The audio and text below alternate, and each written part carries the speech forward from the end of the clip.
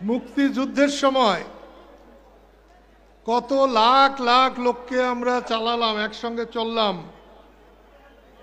একটু কষ্ট হয় নাই। আর আপনারা এই কয়টা মানুষ, কত হবে 10-12,000, 15,000, 20,000, এটা নিয়েই আমাদের যদি কষ্ট করতে হয়, তাহলে আমরা কি করে কোটি মানুষকে সামাল দেব? আপনারাই বলেন। আমি আপনাদের সালাম জানাতে এসেছি। বহুদিন পর একটা ব্যাটারি গাড়িতে আমি, বড় ভাই, ভাবি, আমার স্ত্রী নাসরিন, আমরা 4 জন একত্র আসছিলাম। স্লোগান শুনলাম, জয় বাংলা। এই জয় বাংলা স্লোগান, এটা কার? এই স্লোগানটা কার? আপনারা বলতে পারবেন কেউ? জয় বাংলা স্লোগান কার?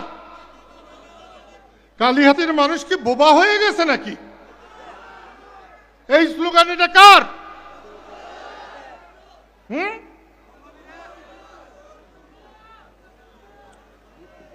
না না, শুধু বঙ্গবীরের হবে কেন? এই স্লোগান এটা শুধু বঙ্গবীরের হবে কেন? এই স্লোগান স্বাধীনতার স্লোগান, এই স্লোগান মুক্তিযুদ্ধের স্লোগান, এই স্লোগান বাংলাদেশের স্লোগান। আজকে কি সব মানুষ জয় বাংলা স্লোগান দেয়? জয় বাংলা স্লোগান দেবে? সব মানুষ দেবে? মাগনা খাবার খাওয়ালেও জয় বাংলা স্লোগান সবাইকে দিয়ে দেওয়াতে পারবেন না। এর জন্য দায়ী কে? এর জন্য দায়ী আমরা। জয় বাংলা ছিল সমস্ত বাংলাদেশের। আমরা সেই জয় বাংলাকে সমস্ত বাংলাদেশের মানুষের মধ্যে ছড়িয়ে দিতে পারি নাই।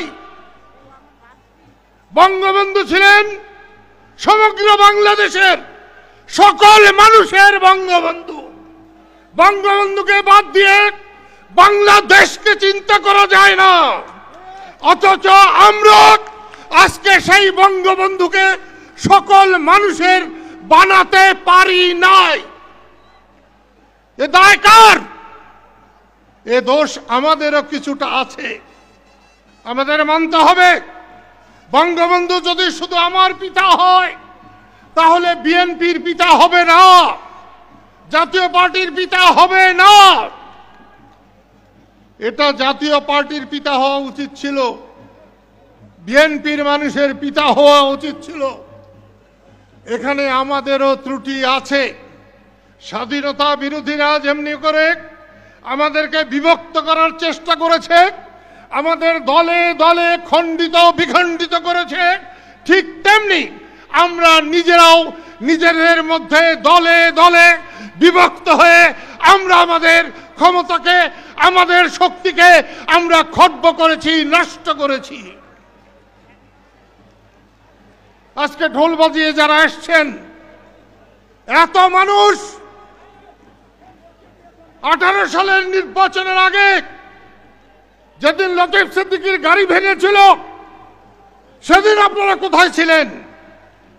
এই ঢোল বন্ধ করেন তো প্লিজ। বেশি একটা প্রতিবাদ হলো না? আমি যখন ব্যাটারি গাড়িতে আসছিলাম বড় ভাইয়ের সঙ্গে, জয় বাংলা স্লোগানের সাথে সাথে কিন্তু আমি শেখ হাসিনার স্লোগানও শুনেছি। শেখ হাসিনা যদি লতিফ সিদ্দিকীকে বের করে দেয়, আপনারা কথা বলতে পারবেন? পারবেন? লতিফ সিদ্দিকীকে আওয়ামী লীগ থেকে বহিষ্কার কে করেছে? কে করেছে? আগে জানলে তো আমি এখানে মিটিংয়ে আসতাম না। আমি আগে জানলে মিটিংয়ে আসতাম না। আপনি আমার সখীপুরে যান, গজারি গাছের মতো প্রত্যেকটা মানুষ কথা বলবে, একটাও বোবা না। সেখানে অত্যাচারও হয় না। হয় কিন্তু অতটা হয় না যতটা কালিহাতীতে হয়।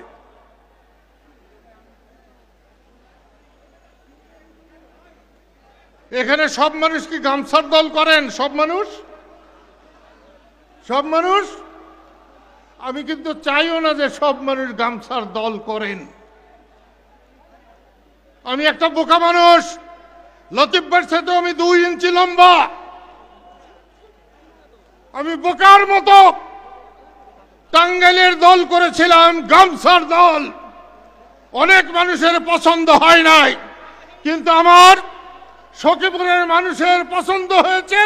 আমি সখীপুর নিয়ে আসি। আপনাদের কোনো অসুবিধা আছে? আজকে আপনারা এসছেন, আমার বুক ভরে গেছে আনন্দে।